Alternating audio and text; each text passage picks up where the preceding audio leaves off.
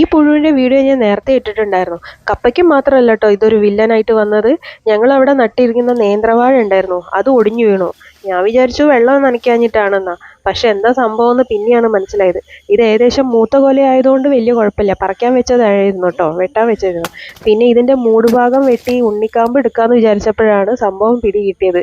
ഇത് മൊത്തം ഈ ഒരു വണ്ടില്ലേ, നേരത്തെ കാണിച്ച പുഴുവിൻ്റെ വണ്ട് അത് തുറന്നു വെച്ചിരിക്കുകയായിരുന്നു. പുറമെന്ന് നോക്കുമ്പോൾ ഒരു പ്രശ്നമില്ല കേട്ടോ, പക്ഷെ പൊളിച്ച അകത്തേക്ക് നോക്കുമ്പോഴേക്കാണ് ഇതിൻ്റെ ഭീകരത മനസ്സിലായത് ഞങ്ങൾക്ക്.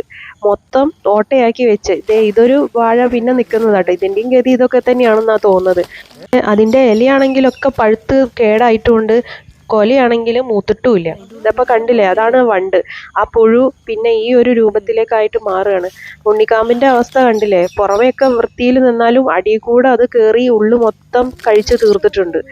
അതുകൊണ്ട് തന്നെ വാഴയ്ക്ക് തീരെ ബലമില്ലാതെ പെട്ടെന്ന് വീണുപോയി. കമ്പൊക്കെ വെച്ചിട്ട് കുത്തി വീർത്തിയ വാഴയായിരുന്നു കേട്ടോ, പക്ഷെ എന്ത് ചെയ്യാനോ അത് ഒടിഞ്ഞു വീണുപോയി.